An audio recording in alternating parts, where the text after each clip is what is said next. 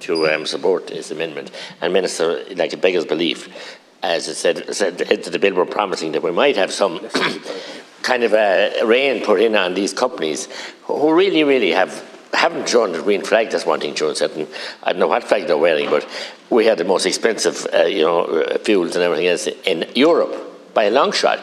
I think that we're so feeble here as a government in dealing with them, and we were all hoping for this legislation and this energy caps that would really be meaningful and would really expose or try to understand how their explanations and their lack of explanations. They're entitled, I suppose, to do hedging and to buy in advance, and they have to cover themselves like any business. But to make these massive profits on the backs of ordinary people who are struggling, and not to wear the green jersey. So the CRU then is totally, toothless, useless, and fruitless, as I said before. And many of these regulators are.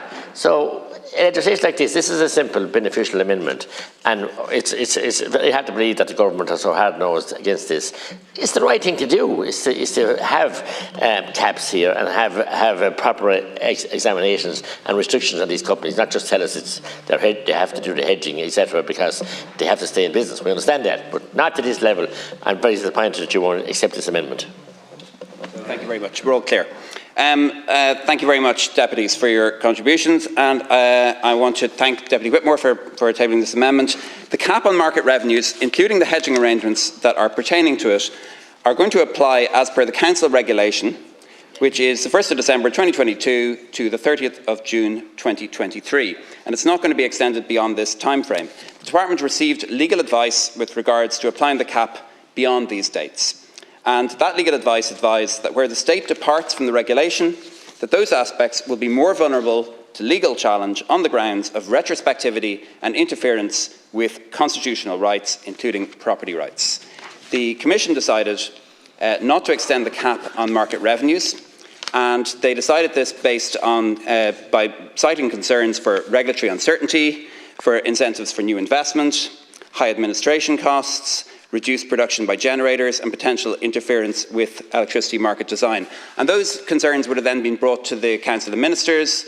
Council of Ministers would have looked at those and approved that and decided on that time period. So in conclusion, regarding this amendment, Ireland is not going to extend the cap on market revenues as a national measure, and for that reason I'm not proposing to accept the amendment. Logical and reasonable amendment, and I think this is a pity because what people want is oversight. What we want is oversight.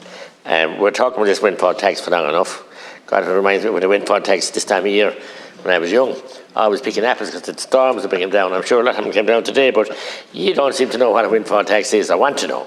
You don't want to tackle big business in any shape, maker, or form. I'm a small businessman too, like Deputy Ray, and we have to break a profit.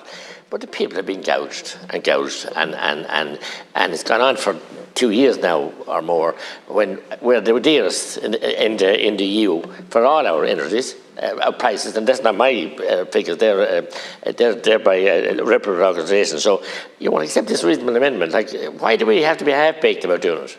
This would have been more transparency, and as Deputy Rourke said, it would give more certainty probably, or as Deputy Whitmore said, to give more certainty to the companies when they know what they have to do and they know what they have to publish and produce. So we're treating these people with kid gloves.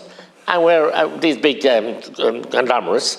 We have, as Deputy Ray said, closed down cut off our noses by our face and closing down Shannon LNG and Ida Barry Row and everything else. But here we are in this situation, and we're just pussyfooting around with these people. And instead of, they need hard action.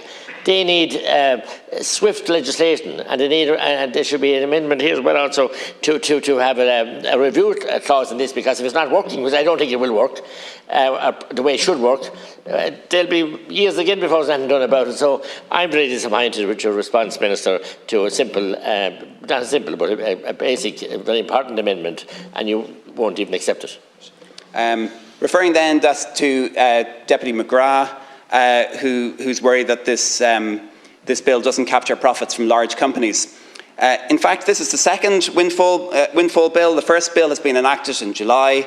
The first bill, which applied to fossil fuel oil and gas reserves and to oil refineries, has already collected €167 million in revenue from very large companies. This bill will apply to those who are generating electricity, generally very wealthy and large companies as well.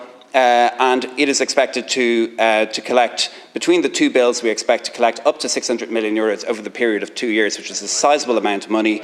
And all of that money is ring-fenced for redistribution towards energy consumers in a targeted way, is what it says in the law. So we have to redistribute the money that we collect. It is a windfall tax based on unfair profits earned by these companies, and the money legally has to be then ring-fenced and redistributed to those customers who overpaid for their power in the first place. So in that sense, it is a very fair and redistributive tax. Thank you.